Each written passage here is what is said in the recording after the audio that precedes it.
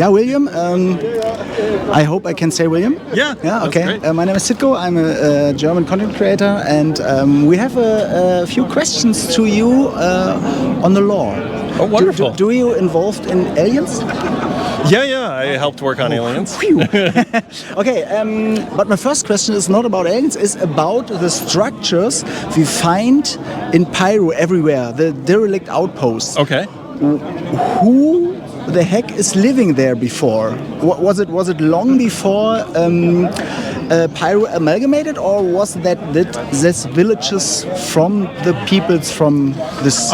A lot of them, it's kind of a mixture, but so Pyro amalgamated, came in and first settled the system, and they were very focused on strip mining all they can, but kind of with each wave of new jump points being discovered, because they weren't all found at once, so over time more and more connections were found in the Pyro system, and that's kind of why it was left to rot, is that people didn't know what a nexus it was going to be at the time, or else they would have probably had different plans. So through the course of history, as new jump points were discovered to new systems, there would be a new wave of investment, and new structures would be built as people are trying to harvest the resources and get ahead.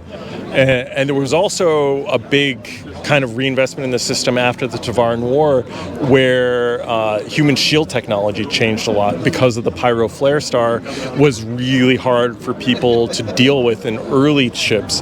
And so later on, once we got shield technology from the Tavaran, it kind of made it easier to explore and settle the system, so some came at that time point. Okay. So kind of not a specific answer, but an answer. Maybe. Okay, then the next question is, do we know everything about every alien species unknown?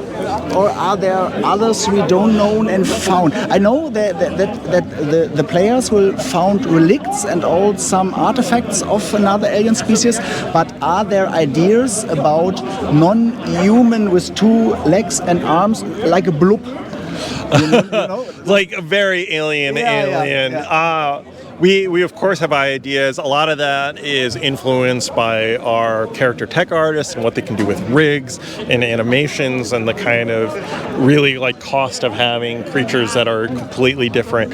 A lot of the main alien species were made humanoid for a reason, is because we wanted players to easily share ships and technology with them. We wanted the Vandal lens.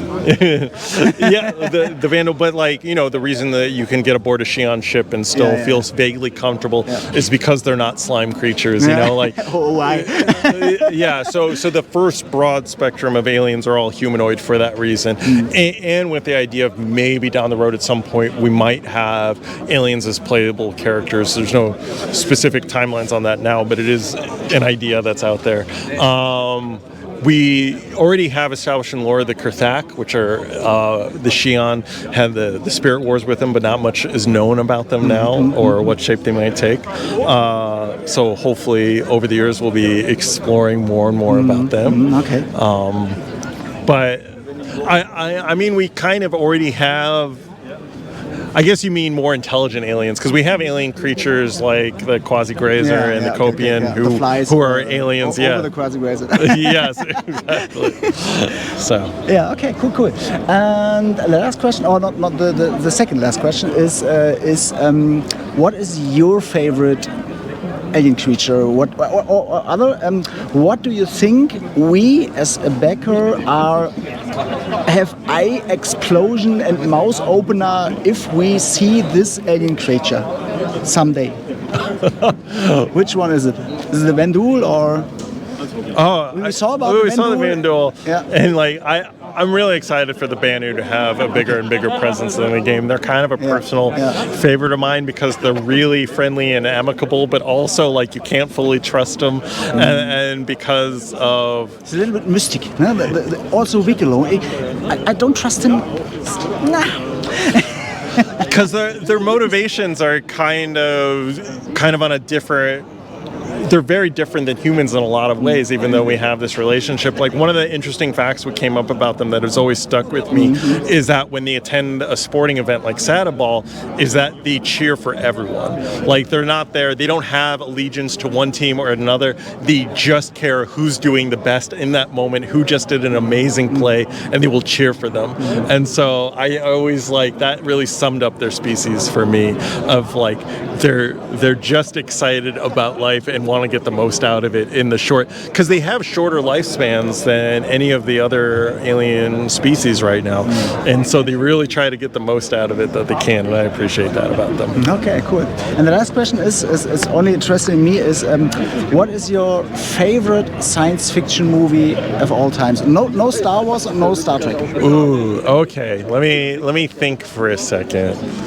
Oh man, you know, this one, it's one of my top films. I don't know about favorite. Favorite's hard to pick, but one that's in my head right now, because I was just talking about it the other day, was Inner Space. Have you ever seen that? Inner Space. With Martin Short and Dennis Quaid, and it's about the shrink down Dennis Quaid into microscopic size and insert him into Martin Short's body. Well, now you have something to go watch this weekend. How's it in German name? Die Reise ins Ich. Oh, yeah. It's coming to Swain and then... then he's like stuck in his body, and they have this whole scene where like he uses like electroshock to change Martin Short's face. Oh, wait. It's a really fun movie. Okay. And very different than Star Citizen, Yeah, so there you different. go. So if you haven't seen it yet, go watch it. Die Reise ins Ich. Ne? Klassiker. My English is better than to understand as to speak. We'll do our best together. Yeah, okay. Two questions about Vendul. Okay. Yeah. I'll do to answer what I can, though we're keeping a lot of of course.